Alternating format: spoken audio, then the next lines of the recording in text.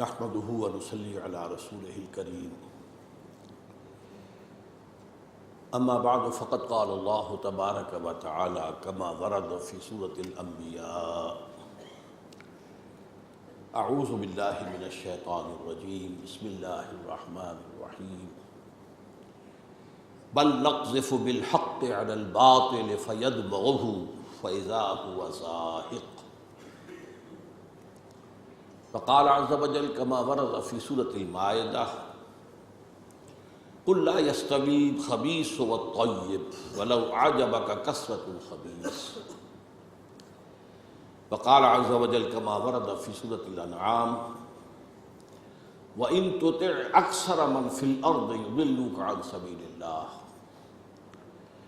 وقال عز وجل كما ورد في سورة آل عمران لا يغرنك تقلب الذين كفروا في البلاد متاع قليل ثم مأواهم جهنم وبئس المهاد صدق الله العظيم رب اشرح لي صدري ويسر لي امري واحلل عقدة من لساني يفقهوا قولي اللهم ربنا الهمنا رشدنا واعذنا من شرور انفسنا اللهم ارنا الحق حقا وارزقنا اتباعه وارنا الباطل باطلا وارزقنا اجتنابه آمین یا رب العالمین۔ گزشتہ جمعے میں نے اعلان کر دیا تھا کہ آج درس حدیث کی بجائے حالات حاضرہ پر گفتگو ہوگی، اور میرا ارادہ تھا کہ اس کے دونوں حصے آج مکمل کر لوں، یعنی بین الاقوامی سطح پر کون کون سی لہریں جو ہیں اٹھ رہی ہیں، کیا انڈر کرنٹس ہیں، کیا اوپر نظر آنے والی نہریں ہیں اور کیا لہریں ہیں اور کیا انڈر کرنٹس ہیں، اور جو حالات و واقعات جو ہیں ان کی بٹوین دی لائن آدمی پڑھ کر بین السطور سمجھ سکے کہ یہ معاملہ کدھر جا رہا ہے۔ اس کے ساتھ ہی یہ کہ سلطنت خداداد پاکستان کا جو امیجیٹ ماحول ہے ارد گرد کا علاقائی، اور اس کے جو داخلی حالات ہیں اس پر بھی گفتگو ہو کہ ہم کدھر جا رہے ہیں اور اس کے عقدے کیا ہیں اور ان کو حل کرنا کس طرح ممکن ہے۔ لیکن میں نے طے کیا ہے کہ آج میں اپنی گفتگو صرف پہلے حصے تک محدود رکھوں گا، اس لیے کہ مضمون طویل ہے، بہت زیادہ اختصار سے کام لیا تو بات واضح نہیں ہو سکے گی۔ دیکھیے، سب سے پہلی بات یہ جان لیجئے کہ قرآن مجید کا اپنا ایک فلسفہ تاریخ ہے۔ آپ کو معلوم ہے کہ یہ عمرانی علوم کے اندر ایک اہم شعبہ ہے، فلسفی آف ہسٹری۔ تاریخ کے اندر اتار چڑھاؤ کیسے آتے ہیں، کس طور سے آتے ہیں، کس وجہ سے آتے ہیں۔ ٹوائن بھی اس دور کا سب سے بڑا سمجھا جاتا ہے کہ وہ فلسفر آف ہسٹری تھا۔ اسپینگلر اس سے پہلے ایک بہت بڑا گزرا ہے۔ قرآن کا اپنا ایک فلسفہ تاریخ ہے، اور وہ یہ ہے کہ یوم اول سے تا قیام قیامت یہاں ایک کشمکش یا کشاکش حق و باطل کے درمیان جاری ہے اور رہے گی۔ ستیزہ کار رہا ہے ازل سے تا امروز، چراغ مصطفی سے شرار بو لہبی۔ یہ کشمکش ہے، یہ کشاکش ہے، یہ لفظ ہے، کشمکش نہیں۔ عام طور پر اردو میں ہم کشمکش بول دیتے ہیں، یہ کشاکش ہے، کھینچتان، ٹگ آف وار، باطل اور حق کے درمیان مقابلہ، ایک رسہ کشی ہے جو ہوتی چلی آئی۔ اب اس میں ظاہر بات ہے کہ اکثر و بیشتر غلبہ جو ہے باطل کا رہا ہے، یہ تاریخی حقیقت ہے۔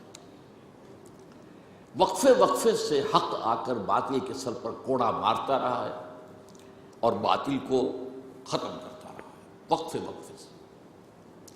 اسی لیے میں نے آپ کو سورہ انبیاء کی آیت سنائی ہے، بل نقذف بالحق علی الباطل فیدمغه فاذا هو زاهق۔ ہم حق کا کوڑا مارتے ہیں باطل پر جو اس کا دماغ نکال دیتا ہے، بھیجا نکال دیتا ہے، اور وہ تو ہے ہی زائل ہو جانے والی شے، وہ پادر ہوا ہے، اس کے لیے ثبات ہے ہی نہیں۔ لیکن اکثریت کا معاملہ ہمیشہ جو رہا ہے اس کے لیے میں نے 3 آیتیں آپ کو سنائی ہیں۔ چنانچہ قرآن مجید میں کہا گیا مسلمانوں سے، قل هل يستوي الخبيث والطيب ولو اعجبك كثرة الخبيث۔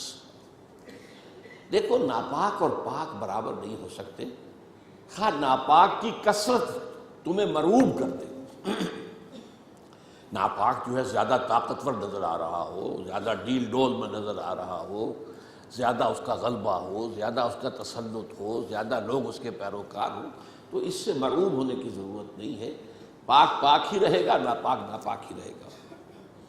اسی طرح فرمایا وَإِن تُطِعْ أَكْثَرَ مَنْ فِي الْأَرْضِ يُضِلُّوكَ عَنْ سَبِيلِ اللَّهِ، یہ سورہ انعام کی آیت ہے 116۔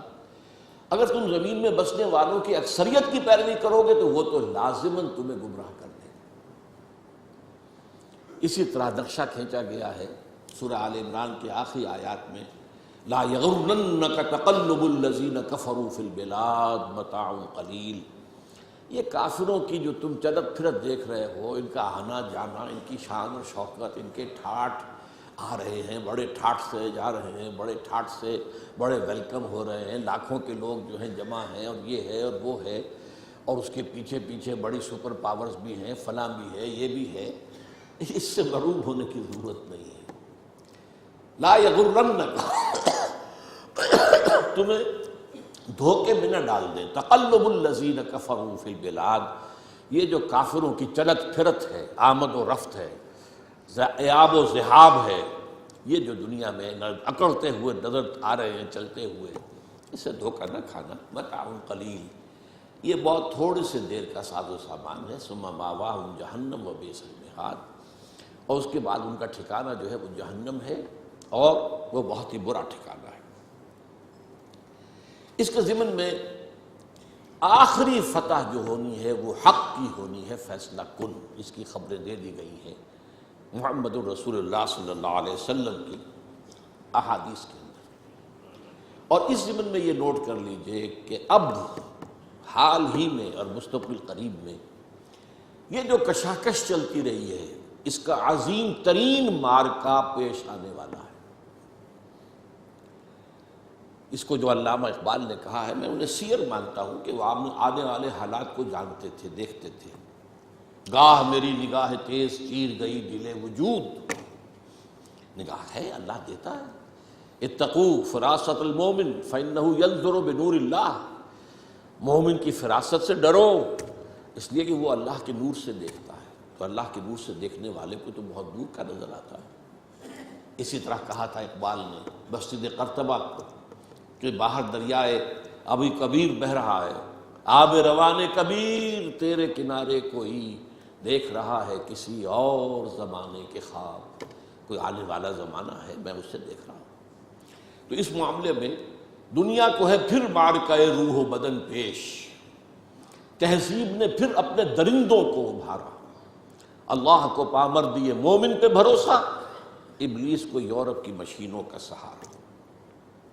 اب اس میں یہ جان لیجئے کہ یہ خیر و شر کی جو کشاکش ہے، اس کے دو پہلو ہیں، ایک ہمارے اندر ہے، ایک میدان جنگ ہے، ہمارے اندر ہمارا نفس امارہ ہمیں شر کی طرف دھکیلتا ہے، ان النفس لامارۃ بالسوء، اور ہمارے اندر ہی روح ربانی ہمیں اللہ کے قریب ہونے کے لیے تشویق دلاتی ہے، اللہ کا تقرب حاصل کرو۔ یہ کشاکش ہے، اسی کشمکش میں گزری میری زندگی کی راتیں، ہر انسان ہر وقت ہر لحظہ اپنے اندر کی اس کشاکش کو محسوس کر سکتا، اندر کوئی شے ہے۔ ایک اس کا جو ہے جنگ، میدان جنگ، وہ خارج میں ہے، نظر آتا ہے، مرئی ہے۔ اس میں کیا ہے؟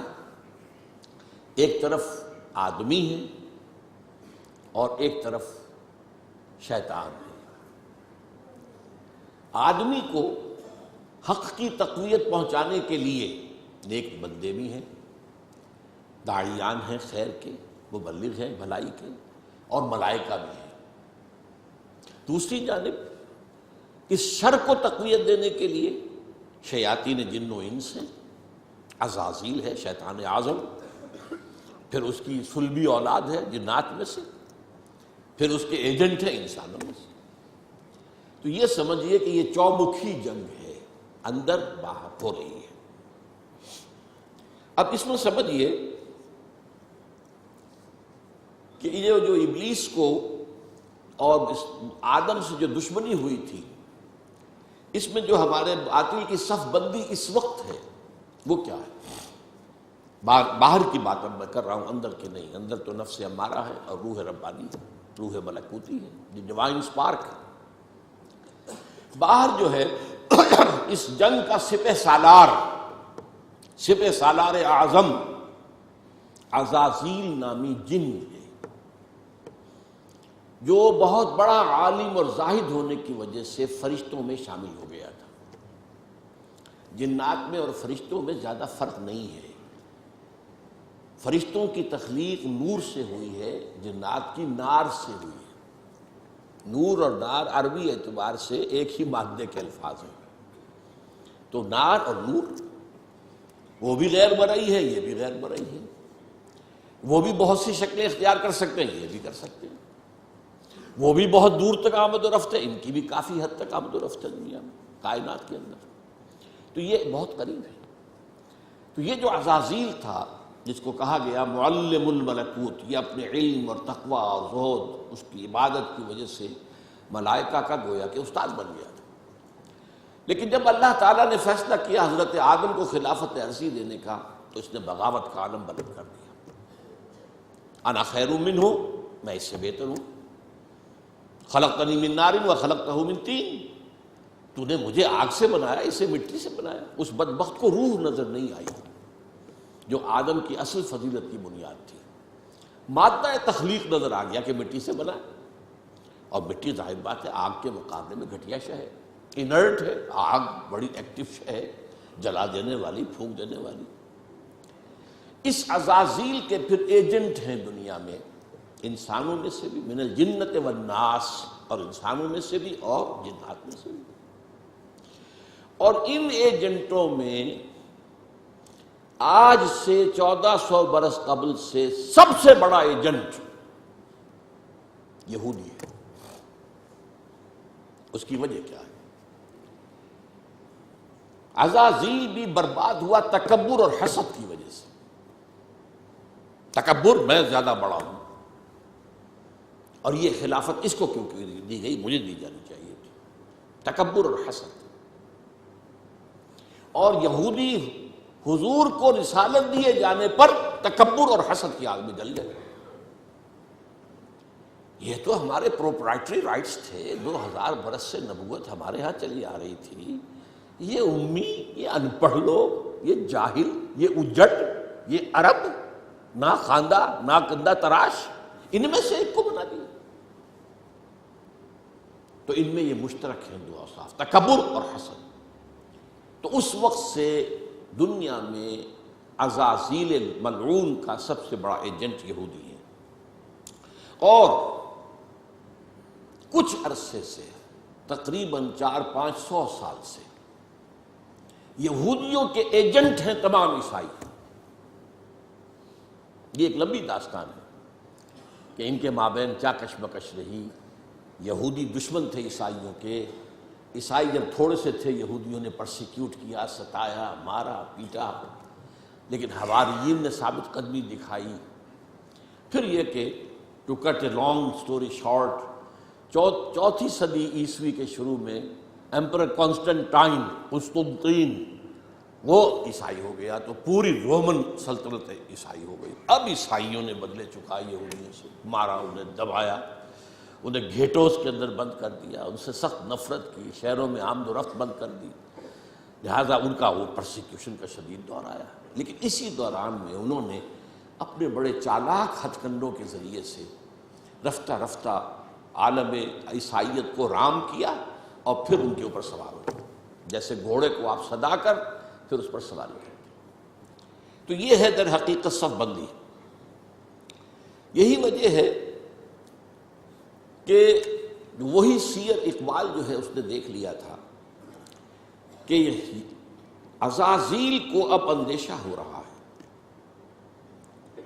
یہ جب کہا کہ دنیا کو ہے پھر مار کے روح و بدن پیش، تہذیب نے پھر اپنے درندوں کو ابھارا، اور اللہ کو پامر دیے مومن پہ بھروسہ، ابلیس کو یورپ کی مشینوں کا سہارا، تو عزازیل نے جو مجلس شورا منعقد کی اقبال کے تصور کے مطابق، وہ نظم ہے جس کی میں نے ایک مرتبہ جمعے کے اندر بھی تشریح بیان کی تھی، پھر بعد میں ایک پورے اجتماع میں قرآن آڈیٹوریم میں، وہ بہت اہم ہے، ہر شخص کو سمجھنی چاہیے تشریح کے ساتھ۔ اس نے یہ کہا کہ مجھے نہ تو اشتراکیت سے کوئی اندیشہ ہے، یہ تو ہمارے اپنے بنائے ہوئے کھلونے ہیں، نہ جمہوریت سے کوئی ڈر ہے، ہم نے خود شاہی کو پہنایا ہے جمہوری لباس، نہ کہیں فاشزم سے کوئی ہمیں اندیشہ ہے، نہ کہیں آمریت سے کوئی اندیشہ ہے، نہ کہیں کوئی نیشنلزم سے اندیشہ ہے۔ یہ تو سارے جو ہیں تہذیب کے ٹولز جو ہیں جدید کے، وہ ہم نے خود بنائے ہیں۔ ہاں ہے اگر کوئی خطر مجھ کو تو اس امت سے ہے، جس کی خاکستر میں ہے اب تک شرار آرزو۔ مجھے اندیشہ ہے تو امت مسلمہ سے ہے، محمد کی امت سے ہے، اگرچہ بجھی ہوئی ہے، دبی ہوئی ہے، لیکن آگ دبی ہوئی سمجھ، آگ بجھی ہوئی نہ جان، اس کی خاکستر میں ہے اب تک شرار آرزو۔ جیسے انگارہ اندر سے دہک رہا ہے، اوپر سے راکھ آ گئی ہے، تو انگارہ نظر تو نہیں آ رہا، لیکن اس کا یہ مطلب نہیں ہے کہ اس میں آگ نہیں ہے، اس کی خاکستر میں ہے اب تک شرار آرزو۔ راکھ کے نیچے دبا ہوا انگارہ اور شرارہ موجود ہے۔ انفرادی سطح پر تو ابلیس نے کہا کہ خال خال اس قوم میں اب تک نظر آتے ہیں، وہ کرتے ہیں اشک سحر گاہی سے جو ظالم وضو۔ انفرادی سطح پر تو ایسے ایسے لوگ ان میں موجود ہیں کہ جو سحر گاہی جو ہے تہجد کے وقت جو ہے وہ روتے ہیں، اور اتنا روتے ہیں کہ گویا کہ ان کا چہرہ جو ہے وہ ان کے آنسوؤں سے دھل جاتا ہے، کرتے ہیں اشک سحر گاہی سے جو ظالم وضو۔ ہاں میری جو امید کی ایک کرن ہے وہ یہ ہے، جانتا ہوں میں یہ امت حامل قرآن نہیں، دس از دی رے آف ہوپ۔ یہ امت قرآن سے اپنا تعلق توڑ بیٹھی ہے، اور نمبر 2 ہے وہی سرمایہ داری بندہ مومن کا دین، یہ بھی سرمایہ پرست بن چکا ہے، دولت کا پجاری بن چکا ہے۔ یہ میرے لیے رے آف ہوپ ہے۔ مادہ پرستی، دولت پرستی، سرمایہ پرستی، زر اندوزی، وَإِنَّهُ لِحُبِّ الْخَيْرِ لَشَدِيدٌ، ان 2 لعنتوں کے اندر یہ مبتلا ہے۔ جانتا ہوں میں یہ امت حامل قرآن نہیں ہے وہی سرمایہ داری بندہ مومن کا دین۔ اور تیسری سب سے تلخ حقیقت، اس کے جو علمی اور روحانی جو رہنمائی کرنے والے لوگ ہیں وہ اندر سے خالی ہیں، کھوکھلے ہیں۔ جانتا ہوں میں کہ مشرق کی اندھیری رات میں بے ید بیضا ہے پیران حرم کی آستی، علماء ہیں اور صوفیاء ہیں اور پیشوا ہیں اور مسند نشین ہیں اور سب کچھ ہے، لیکن کسی کے آستین میں وہ موسیٰ والا ید بیضا نہیں ہے، خالی اندر سے کھوکھلے۔ اس کا نقشہ ایک حدیث میں آیا ہے جو لرزا دینے والی حدیث ہے، آج کا نقشہ ہے وہ بالکل۔ حضور نے فرمایا یوشک ویاتی علی الناس زمان، مجھے اندیشہ ہے لوگوں پر ایک زمانہ ایسا آ جائے گا، ذرا گنتی کیجئے کیسا ہوگا، لا یبقی من الاسلام الا اسمہ، اسلام میں سے اس کے نام کے سوا کچھ نہیں بچے گا۔ کہاں ہے اسلام دنیا میں؟ دکھاؤ، اجتماعی سطح پر دکھاؤ کہاں ہے۔ ولا یبقی من القرآن الا رسمہ، اور قرآن میں سے سوائے اس کے رسم الخط کے کچھ نہیں بچے گا۔ معنی کہاں ہے قرآن کے؟ خیر ہو رہی ہے، اس کی طرف پیش قدمی ہو رہی ہے تدریجاً، لیکن یہ جو اس حدیث کا جو ہے موقف سامنے ہے۔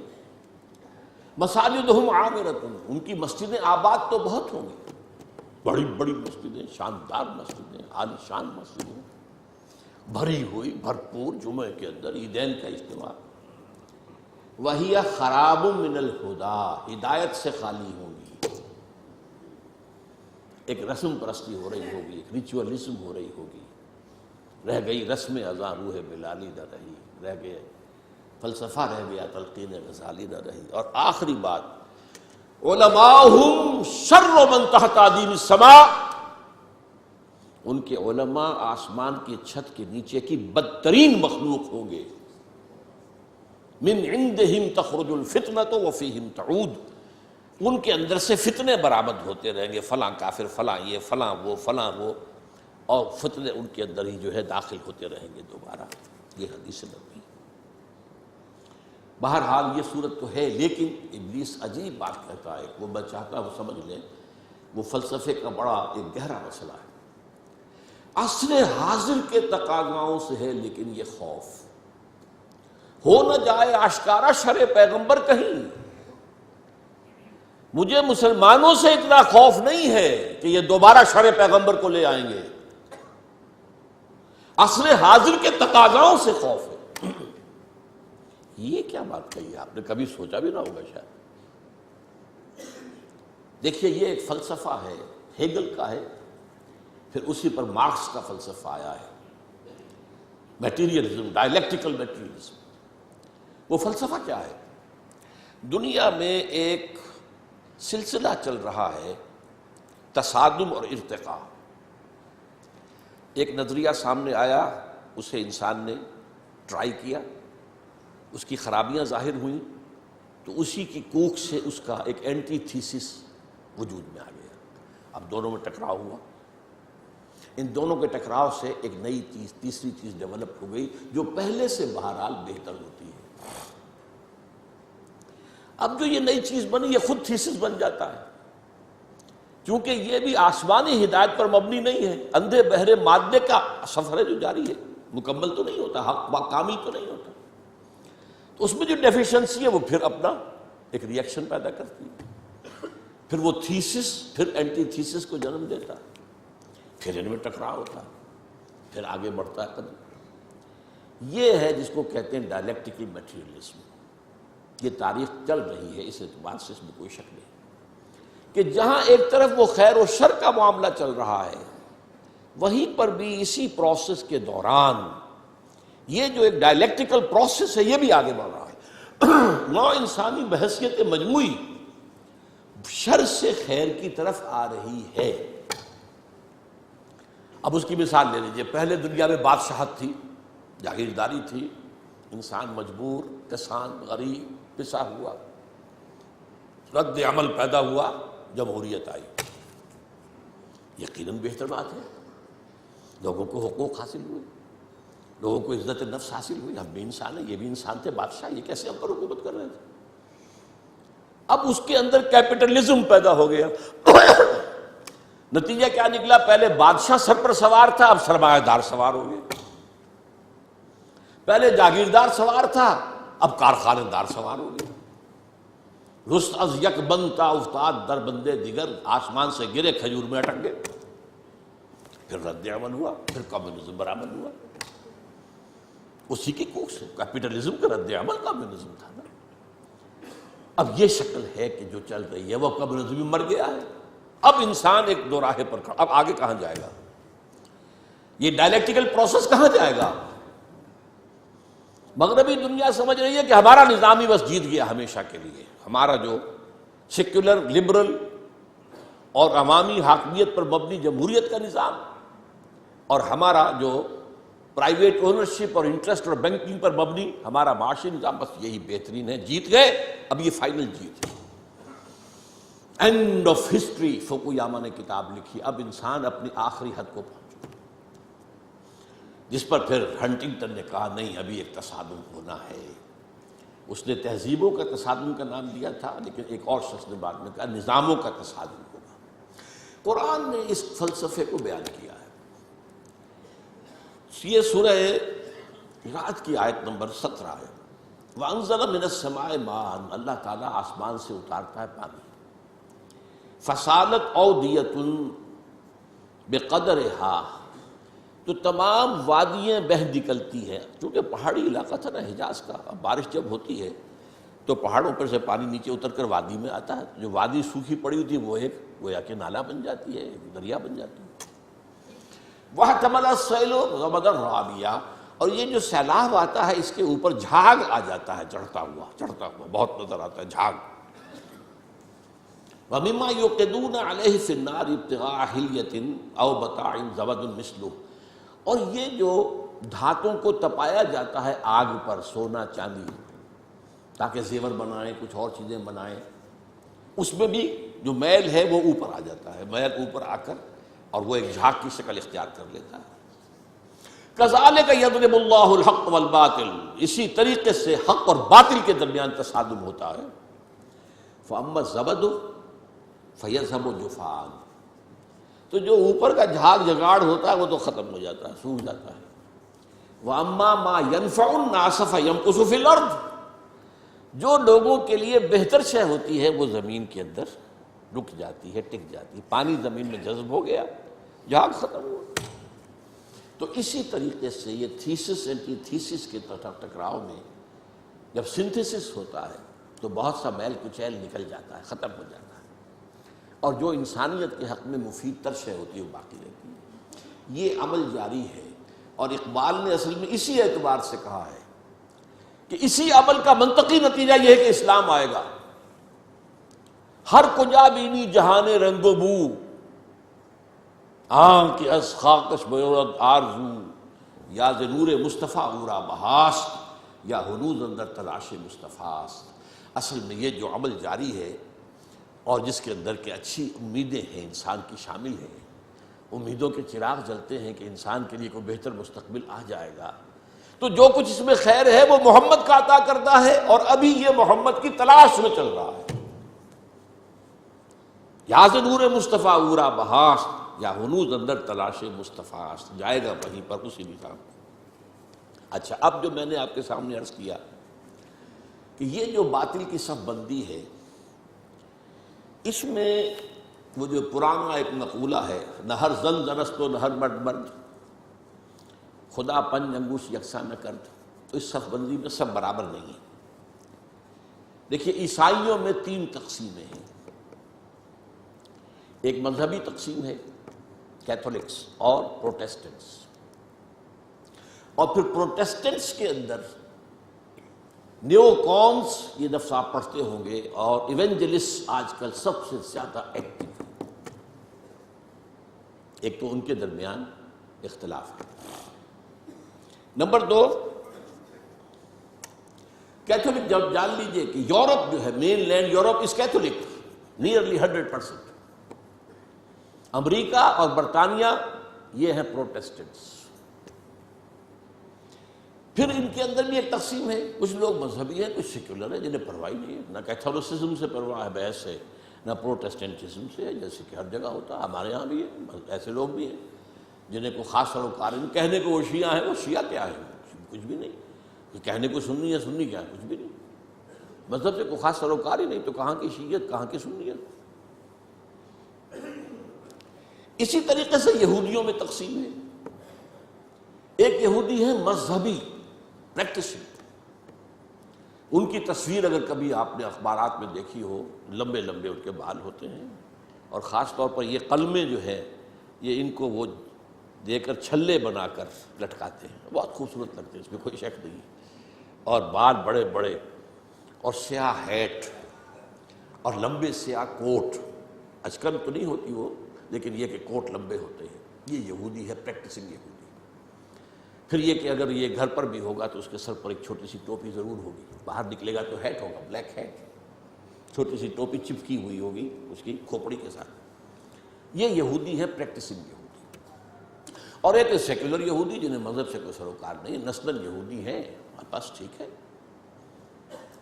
اور دوسری طرف ایک اور تقسیم ہے جسے بہت کم لوگ جانتے ہیں، سفیرڈین اینڈ ایشکنزیم.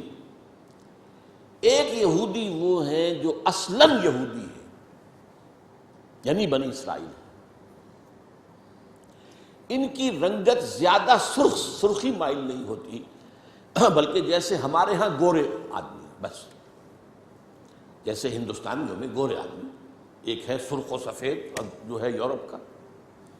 یہ لوگ ہیں اصل یہودی. یہ ایشیائی ہیں. یہودی تو ایشیائی قوم ہے، یورپین قوم تو نہیں. ان کا وطن تو فلسطین تھا. ایک ہے یہ سرخ، پنگاروں کے طریقے سے سرخ. یہ اصل میں یہودی نسل سے نہیں ہے. یہ اصل میں 7ویں صدی عیسوی میں ایک خاص حکومت تھی جو کہ آج کل کے بحیرہ کیسپین کے قریب تھی. ہاجر ایک قوم تھی. اس پر دباؤ پڑ رہا تھا، ایک طرف عیسائیوں کی طرف سے کہ عیسائی ہو جاؤ، ایک طرف مسلمانوں کی طرف سے کہ مسلمان ہو جاؤ. اور وہ بادشاہ رہنا چاہتا تھا نیوٹرل. وہ جو دو چکی کے دو پارٹوں میں آ گیا تو اس نے ایک فیصلہ کیا. اس نے کچھ عیسائی علماء کو بلایا, کچھ یہودی علماء کو بلایا, اپنے ہاں مناظرہ کرایا. اچھا, مناظرے میں بھی کوئی خاص فیصلہ کوئی بات نہیں ہو سکی. اب اس نے علیحدگی میں بلایا عیسائیوں کو. تمہارے نزدیک عیسائی بہتر ہیں یا یہودی بہتر ہیں؟ مسلمان بہتر ہیں یا یہودی بہتر ہیں؟ ان کا یہودی. مسلمانوں کو بلایا, تمہارے نزدیک عیسائی بہتر ہیں یا یہودی؟ اور یہودی. ان کا ٹھیک ہے, یہودیت میں قبول کرتا ہوں. کامن فیکٹر ہو گیا.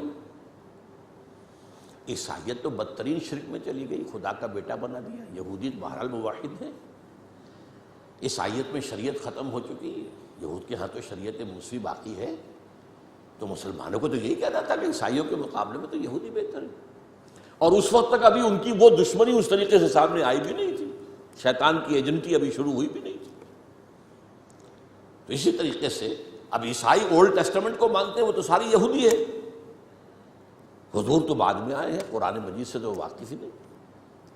تو انہوں نے کہا یہودی, انہوں نے کہا یہ, اس نے یہودیت اختیار کری. یہ قوم ہے جو اس وقت زیادہ چھائی ہوئی ہے, اور یہ بنیادی طور پر سیکولر ہے, اور اسی میں صہیونی تحریک جو ہے, صہیونی زائنسٹ موومنٹ اس کی ہے. They are not really بنی اسرائیل. They are not the progeny of Jacob علیہ السلام. حضرت یعقوب کی نسل سے نہیں ہے, یہ ترک نسل ہے. یہ یوں سمجھیے کہ یاجوج ماجوج کی جو نسلیں ہیں ان میں سے ایک نسل ہے. اور یہ جو ہے وہ جو سرخ و سفید رنگت کے لوگ ہوتے ہیں, یہ ان میں سے ہیں. اب آئیے آگے. یہ جو گٹھ جوڑ ہے, اس کے اہداف کیا ہیں؟ What do they want؟ Number 1, عالم اسلام کے وسائل پر قبضہ, خاص طور پر تیل. اس وقت دنیا کے اندر کرائسس آنے والا ہے تیل کے معاملے میں, شدید. اور تیل جس طریقے سے ان صنعتی ممالک کے لیے ایک ناگزیر شے بن گئی ہے, جیسے ہم ہوا کے بغیر نہیں جی سکتے, وہ تیل کے بغیر نہیں جی سکتے. تو انہیں تو چاہیے. عراق کا جو قبضہ ہے تیل کا پیش نظر تھا, اور افغانستان میں بھی ان کے پیش نظر یہ تھا کہ افغانستان کے راستے سے سینٹرل ایشیا کے جو تیل اور گیس کے ذخائر ہیں ان کو کھینچا جائے. تو پہلی بات تو ہے یہ وسائل, عالم اسلام کے وسائل پر قبضہ. نمبر 2, عالمی مالیاتی استعمار. پوری دنیا میں ایک امپیریلزم, نیا امپیریلزم, لیکن وہ امپیریلزم جو ہے کولونائزیشن کی شکل میں نہیں. اس شکل میں نہیں کہ انگریز آیا اور ہندوستان کو اس نے غلام بنا لیا, اور کوئی گیا اور کسی نے لیبیا کو غلام بنا لیا, کسی نے موراکو کو غلام بنا لیا, کسی نے انڈونیشیا کو. نہیں, غلام بنانے کی ضرورت ہی نہیں ہمیں. آپ غلام بنائیں گے, وہ آپ کو ماریں گے, آپ ان کو ماریں گے, فائدہ کیا ہے؟ ایسا مالیاتی نظام بناؤ کہ یہ سب بن جائیں حیوان, حیوان بن کر کام کریں, مشقت کریں. اس مشقت سے جو حاصل ہو اس کو ہم اپنے بینکنگ کے نظام کے ذریعے سے اس کی کریم کھینچ لیں, تلچھٹ چھوڑ دیں. بتاؤ, آخر انہیں بھی تو سسٹین تو کرنا ہے نا. وہ ختم ہو جائیں گے تو پھر آگے محنت کون کرے گا؟ تاگے والا جو ہے شام کو گھوڑے کو چارہ نہیں ڈالے گا, اگر کوئی چنا ونا نہیں, دال وال نہیں دے گا تو اگلے کیسے جوتے گا؟ لہذا وہ ان کو چھوڑ دو, کریم کھینچ دو. تو تمہیں آم کھانے سے غرض ہے کہ پیڑ گرنے سے؟ یہ ہے عالمی مالیاتی استعمار. اس کا بھی سربراہ امام امریکہ ہے, اور اس سے بھی اوپر ٹاپ پر اصل میں یہودی ہے. یہودی بینکرز, بینکوں کا نظام انہوں نے ایجاد کیا.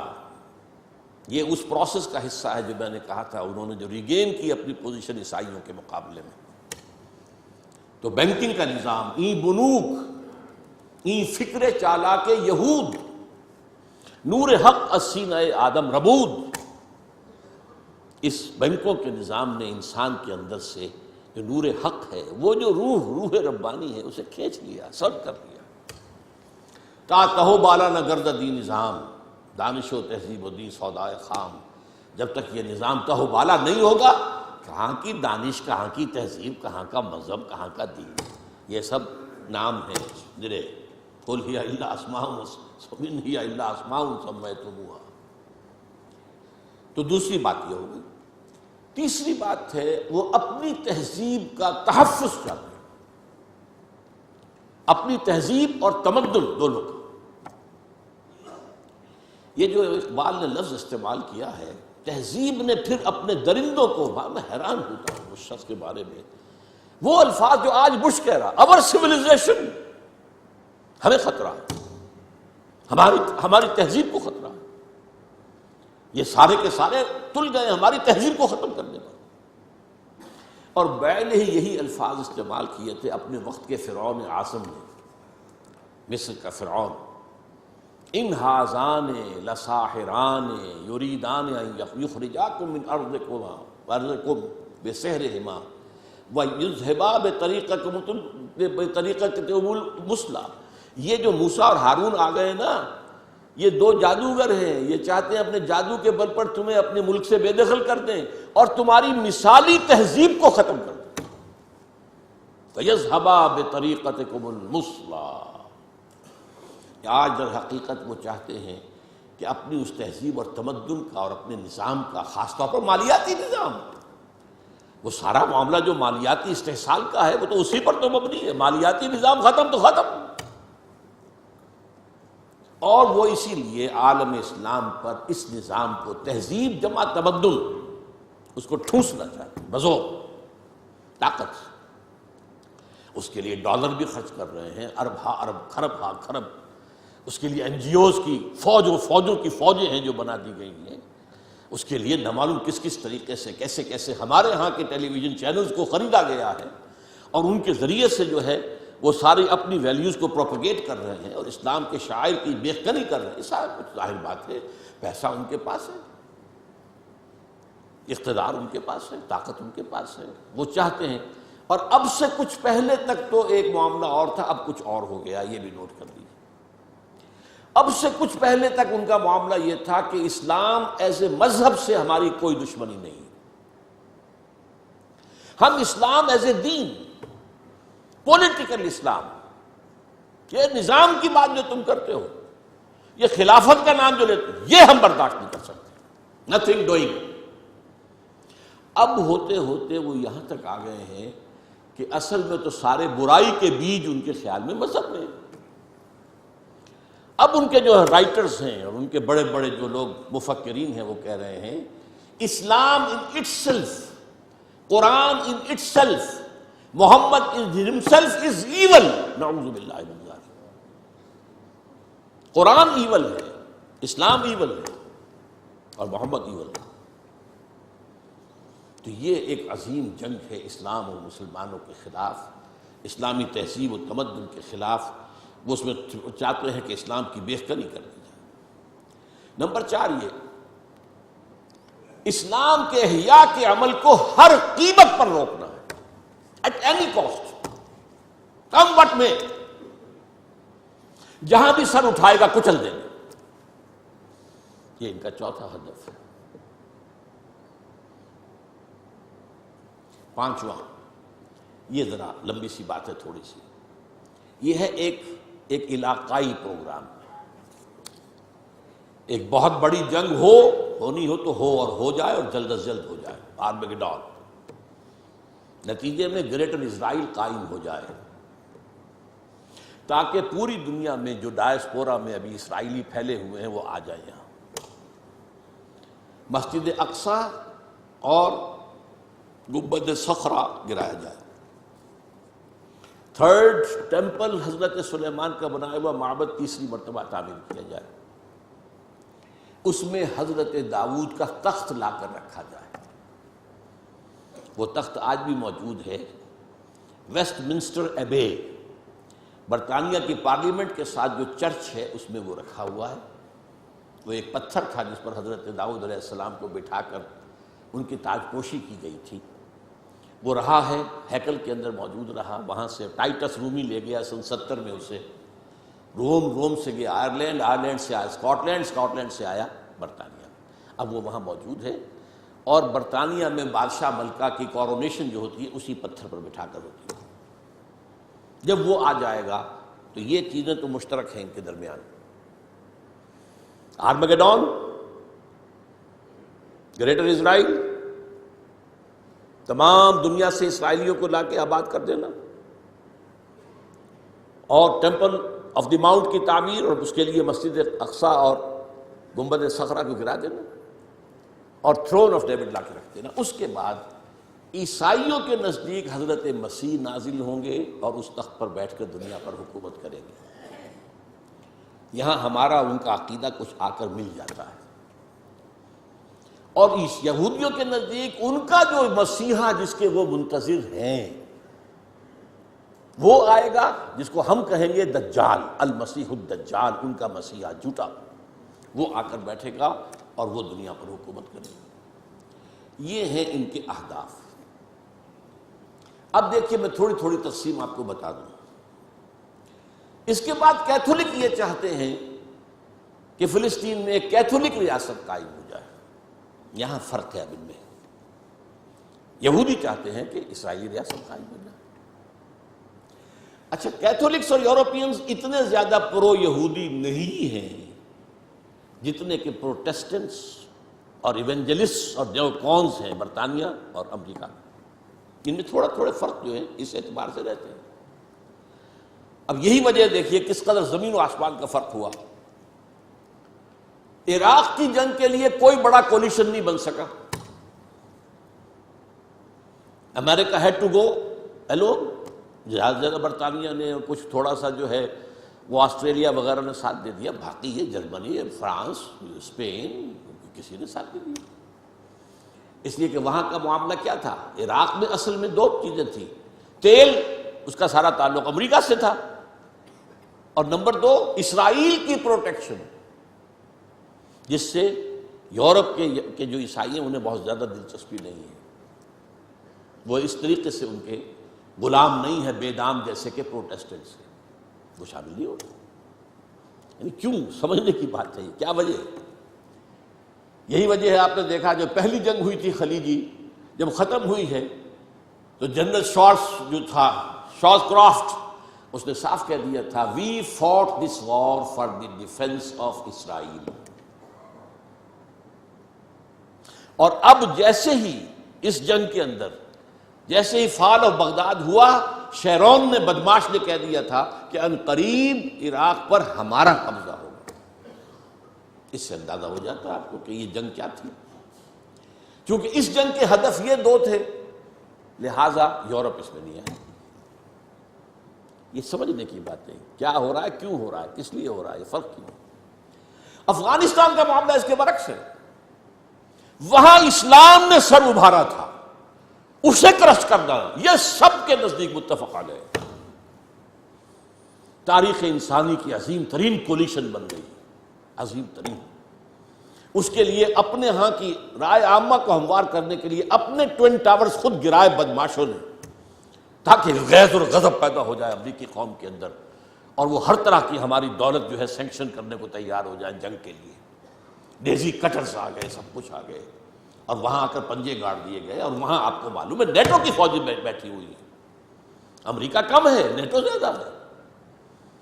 اس لیے کہ میں یہ سمجھتا ہوں کہ ان کے علم میں احادیث نبویہ ہیں، یہ جاہل نہیں ہیں. ایک حدیث یہ ہے کہ جب آخری مقابلہ ہوگا حضرت عیسیٰ اور ان کے ساتھ اہل ایمان شامل ہوں گے اور یہودیوں کے مابین، تو کوئی درخت، کوئی پتھر یہودی کو پناہ نہیں دے گا، بلکہ کہے گا اے مسلمان، اے بھائی، یہ یہودی میرے پیچھے چھپا ہوا ہے، اس کو آ کے قتل کر دو، سوائے غرقد کے. ایک درخت ہے وہ یہودیوں کا ہمدرد ہے. اور اب غرقد ہی سب سے بڑے پیمانے پر اسرائیل میں کاشت کیا گیا ہے. نمبر دو، یہ حدیث ہے کہ خراسان کے علاقے سے فوجیں آئیں گی جو دجال کا مقابلہ کریں گی حضرت مسیح علیہ السلام کے ساتھ ہو کر، اور وہ سیاہ جھنڈے لے کر آئیں گی اور ان کا رخ کوئی موڑ نہیں سکے گا. لہذا یہ خراسان، یہ وہ سمجھتے ہیں کہ یہیں سے سارا اندیشہ جو ہے اسلام کے احیاء کا وہ موجود ہے. اس اعتبار سے افغانستان میں ان کی جنگ کا ہدف کچھ اور ہے، عراق میں ان کی جنگ کا ہدف کچھ اور ہے. ان کے مابین اتفاق بھی ہے، اختلاف بھی ہے. تھوڑا تھوڑا درمیان کے اندر پالیسیز کا اختلاف بھی ہے، لیکن بحیثیت مجموعی جو ہے ان کے اندر اتفاق رائے موجود ہے، اور یہ ہے بٹوین دی لائنز آپ کی ایک سٹڈی۔ میری اس تقریر کا کیسٹ لے کر پھر سنیے گا، پھر سنیے گا، پھر سنیے گا، یہ ایک دفعہ بات سن کر سمجھنے والی بات نہیں ہے۔ باقی اب دوسرا حصہ، ہمارا اپنا حال کیا ہے، ہم کہاں کھڑے ہیں، ہمارے ارد گرد میں کیا ہو رہا ہے، ماحول میں کیا ہے، اندر کیا ہو رہا ہے، اس پر انشاءاللہ اب اگلے جمعے میں نہیں، پرسوں اتوار کو بات ہوگی قرآن آڈیٹوریم میں 10:30 بجے۔ وہ جو مہینے کا ہر پہلا اتوار میرے لیے وہاں مخصوص ہے، اس میں بجائے اس کے کہ میں درس قرآن دوں اپنے اس موضوع کو، تاکہ یہ آپ کے ذہن میں یہ بھی تازہ ہو، اور اس کے ساتھ ہی جو ہے وہ ہم اپنے اندرونی معاملات پر بھی نگاہ ڈال سکیں۔ اقول قولی ھذا واستغفر اللہ لی ولکم ولسائر المسلمین والمسلمات۔